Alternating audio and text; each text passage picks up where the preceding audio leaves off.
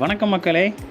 இந்த பதிவு யாருக்கானது அப்படின்னா, காம்படிட்டிவ் எக்ஸாமுக்கு ப்ரிப்பேர் ஆகிறவங்க, தன்னோட வாழ்க்கையில் அடுத்த கட்டத்துக்கு முன்னேறணும், அந்த இடத்துல ஒரு ஸ்ட்ரகிள்ஸ் நான் ஃபேஸ் பண்ணுறேன், அந்த மாதிரி ஆட்களுக்கு. அதை விட அதிகமாக நான் நினச்சா பண்ணலாம், ஆனால் பண்ண மாட்டேன். என்னால் இதெல்லாம் பண்ண முடியும், ஆனால் ஏன் இப்போ வரைக்கும் இதெல்லாம் பண்ண முடியலை, இந்த மாதிரியான ஒரு கேட்டகரியில் வர்ற ஆளாக நீங்கள் இருந்தீங்கன்னா கண்டிப்பாக இதை முழுசாக கேளுங்க. அப்படிப்பட்ட கேட்டகரியில் நீங்கள் இல்லைனாலும் பரவாயில்ல, கேளுங்க. முடிவில் உங்களோட கருத்துக்களையும் என்னோட நீங்கள் பகிரலாம். சரி, உங்களுக்கு ஒரு கேள்வி. செல்ஃப் லவ் அப்படின்னா என்ன? தன்னை நேசித்தல் அப்படின்னா என்ன? ஒரு 5 நிமிஷம் டைம் எடுத்துக்கோங்க, நல்லா யோசிங்க. அப்புறமா வாங்க தொடர்ந்து பேசுவோம். என்ன நண்பா, யோசிச்சாச்சா? நல்லது. இப்போ நான் என்னோடய வாழ்க்கையில் நடந்த நிகழ்வுகளெல்லாம் வச்சு அதில் நான் கொஞ்சம் கற்றுக்கிட்ட விஷயங்களையும் மிக்ஸ் பண்ணி சொல்கிறேன். ஓகே, வெளிப்புறத்துலேருந்து, அதாவது எக்ஸ்டர்னல் ஃபேக்டர்ஸ் ஏகப்பட்டது இருக்கலாம் நம்ம சோகமாக இருக்க. ஆனால் உள்ளுக்குள்ளே இன்டர்னல் ஃபேக்டர்ஸ் என்னவாக இருக்க முடியும்? அதாவது உங்களுக்குள்ளே இன்டர்னலி நீங்கள் சோகமாக இருக்க என்ன காரணமாக இருக்க முடியும்?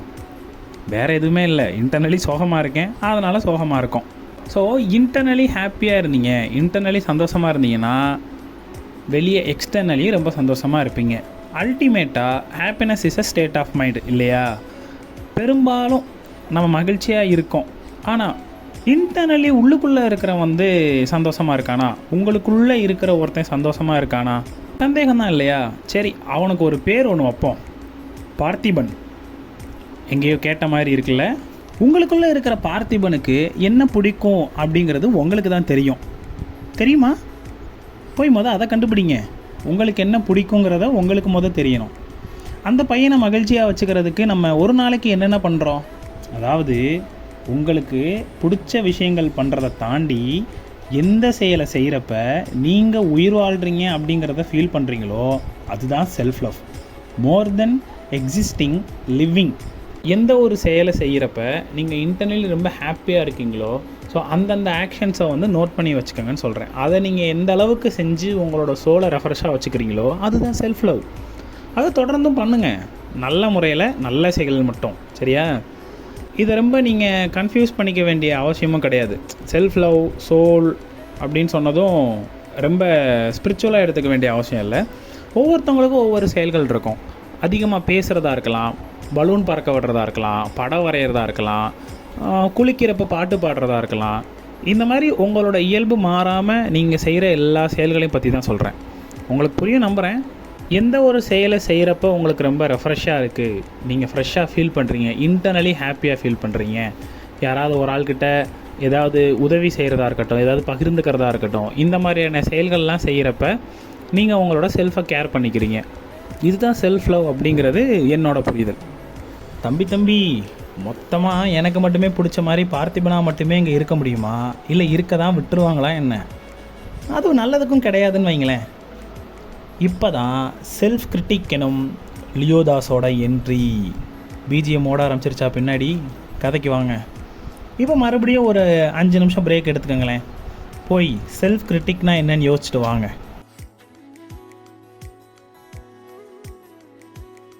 என்ன தூங்கிட்டீங்களா? எந்திரிங்க. செல்ஃப் கிரிட்டிக் பற்றி எனக்கு தெரிஞ்சதை சொல்கிறேன்.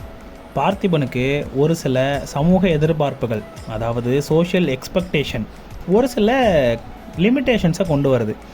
அதெல்லாம் சரி செய்கிறதுக்கு, இல்லை அதை அடையிறதுக்கு நாமளாகவோ இல்லை நம்மளை சுற்றி இருக்கிறவங்க மூலியமாகவோ நம்ம ஒரு மாடலை க்ரியேட் பண்ணுறோம். ஐடியல் டைப்புன்னு சொல்லலாம். நம்ம அந்த ஐடியல் டைப்புக்குன்னு ஒரு ஸ்டாண்டர்ட் க்ரியேட் பண்ணி வச்சுருக்கிறத நம்ம அட்டைன் பண்ண முடியாதப்போ தான் அந்த லியோ நமக்குலேருந்து வெளியே நம்மளை பயன்படுத்துவான். வாழ்க்கையில் முன்னேறதுக்கு இல்லை சமூகத்தோட சுமூகமாக பயணிக்கிறதுக்கு இந்த செல்ஃப் கிரிட்டிசிசம் ரொம்ப முக்கியம். இப்படி எல்லாருக்குள்ளேயும் ஒரு லியோதாஸ் கண்டிப்பாக இருப்பான், ஒரு ரெகுலேட்டிங் டூலாக இருப்பான்னு வைங்களேன். அப்போ எங்கே தான் பிரச்சனை? இல்லை என்ன தான் பிரச்சனை அப்படின்னா, பொறுமை.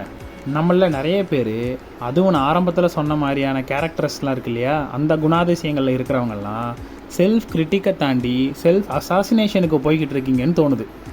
நீங்கள் நினைக்கலாம், மாப்பிள்ளை இவன் தான் எங்கேயோ போய் வசமாக வாங்கிட்டு வந்துட்டு இங்கே யாரோ மாதிரி பேசுகிறான்னு அப்படின்னு கூட வச்சுக்கோங்களேன். இந்த மாதிரி தான் ஐடியல் டைப்புன்னு நம்ம கட்டமைக்கிற நிறைய விஷயங்கள். எடுத்துக்காட்டுக்கு காலையில் நேரமாக எந்திரிக்கணும், நாளைக்கு டே 1 ஜிம் ஸ்டார்ட் பண்ணுறோம், பொய் பேசக்கூடாது, நல்லா உழைக்கணும், சீக்கிரம் பணம் சம்பாதிக்கணும், இந்த மாதிரி ஏகப்பட்ட விஷயங்கள் இருக்குது. இது எல்லாமே நம்ம க்ரியேட் பண்ண ஒரு சில ஐடியல் ட்ரைட்ஸ்ன்னு நம்ம வச்சுக்கலாம். அதாவது காலையில் சீக்கிரமாக எந்திரிக்கணும், 1 மணி நேரம் படிக்கணும், வாக்கிங் போகணும், அப்படிலாம் நம்ம க்ரியேட் பண்ண ஐடியல் டைப் ட்ரைட்ஸ் உடனே நம்மளால் பண்ண முடியாது, அல்லது பண்ண முடியாத சூழ்நிலையில் தான் நம்ம இருக்கிறோன்னு வைங்களேன். உடனே நம்ம சோகமாகும் இல்லையா? அதை பண்ண முடியலை அப்படிங்கிறப்ப சோகமாகறோம், இல்லைனா டிப்ரெஷனுக்கு போகிறோம், ஒரு சில நேரம் இன்ஃபீரியாரிட்டி கூட வருதுன்னு வைங்க. அது தப்பு இல்லை, அதுதான் செல்ஃப் கிரிட்டிக்கும் கூட. நீங்கள் ஒரு ஸ்டாண்டர்டை செட் பண்ணதை உங்களால் ரீச் பண்ண முடியலைங்கிறப்ப கண்டிப்பாக கஷ்டப்படலாம், வருத்தப்படலாம், அது தப்பே கிடையாது. ஆனால் இந்த மனிதர்கள் என்ன மிருகம் கட்டுப்பாடுகளுக்கு உட்பட்டு வாழ தெரியாத ஒன்று தான் ஆரம்ப காலகட்டத்தில். அப்புறம் காலத்தோட ஓட்டத்தில் தான் அறிவுமிக்க விலங்காகவும் நம்மளாம் மாறுறோம். விதிகளும் கட்டுப்பாடுகளும் இங்கே அவசியம்தான், மக்களை ஒன்றாக இருக்கிறதுக்காகவும் ஒழுங்குபடுத்துறதுக்கும் தேவைப்படுதுன்னே வைங்க. இங்கே நம்ம உருவாக்கின ஐடியல் டைப் ட்ரைட்ஸ் நம்ம இயல்பை கெடுக்கிறப்ப தான் ஒருத்தன் தன்னோட அந்த சுயம் இயல்பை இழக்கிறது தான் எனக்கு கொஞ்சம் நெருடலாக இருக்குது. எல்லாரும் நாளைக்காக தான் இன்றைக்கி உழைக்கிறோம், ஆனால் நாளைக்காக இன்றைக்கி ஏன் இழக்கணும்?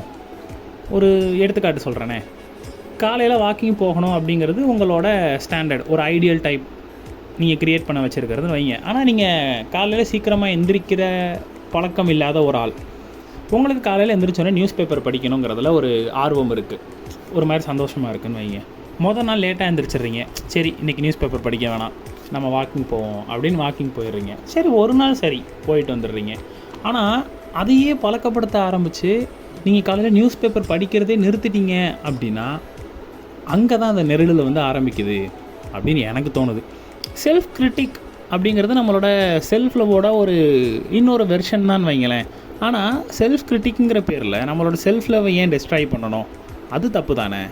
நம்மளோட இயல்புக்கு சம்மந்தம் இல்லாமல் ஐடியல் ட்ரைப்ஸை நம்ம இயல்புக்கு சம்மந்தமில்லாத ஒரு ஐடியல் ட்ரைட்டை நம்மளே தேர்ந்தெடுத்துக்கிட்டு அதை பழக்கப்படுத்த ஆரம்பிக்கிறது கொஞ்சம் கஷ்டமான காரியம்தான். அதை ஃபாலோ பண்ணுறேங்கிற நேரத்தில் நம்மளோட இயல்பை இழக்கிறப்ப தான் அது ஒரு பெரிய டிசாஸ்டராக போய் முடியுது. ஆனால் ரொம்ப சின்ன வயசுலேயே இதெல்லாம் நமக்கு வந்து பழக்கப்படுத்த ஆரம்பிச்சிடுறாங்க. ஒரு எக்ஸாம்பிளுக்கு ஸ்போர்ட்ஸ் பீரியடில் மேக்ஸ் கிளாஸ் எடுக்கிறதா இருக்கட்டும், ஸ்போர்ட்ஸ் பீரியடில் சயின்ஸ் கிளாஸ் எடுக்கிறதா இருக்கட்டும், நம்மளோட இயல்பு மீறி ஒரு ஐடியல் டைப் ஃப்ரேம் ஒர்க்குள்ளே நம்மளை கொண்டு போகிறப்ப நம்ம இயல்பை இழக்கிறது வந்து இயல்பான ஒன்று தானே. குழம்பிக்காதீங்க, கன்ஃபியூஸ் ஆக வேண்டிய அவசியம் இல்லை. சுருக்கமாக நான் என்ன சொல்கிறேன் அப்படின்னா, நீங்கள் க்ரியேட் பண்ணுற ஐடியல் ட்ரைப், நீங்கள் ஆசைப்படுற ஒரு சில விஷயங்கள், அடையணும்னு ஆசைப்படுற ஒரு சில விஷயங்களுக்காக உங்களோட இயல்பை இழந்துட்டு இல்லை இயல்பை அழிச்சிட்டு மாறணுங்கிற அவசியம் கிடையாது. உங்களோட இயல்புக்கு தகுந்த மாதிரியான ஒரு ரோல் எடுத்துக்கிட்டீங்க அப்படின்னா நீங்கள் உங்களோட அந்த லிவிங்கையும் ஃபீல் பண்ணலாம், உங்களோட லிவிங்கை அடுத்த கட்டத்துக்கு எடுத்துகிட்டு போகலாம்.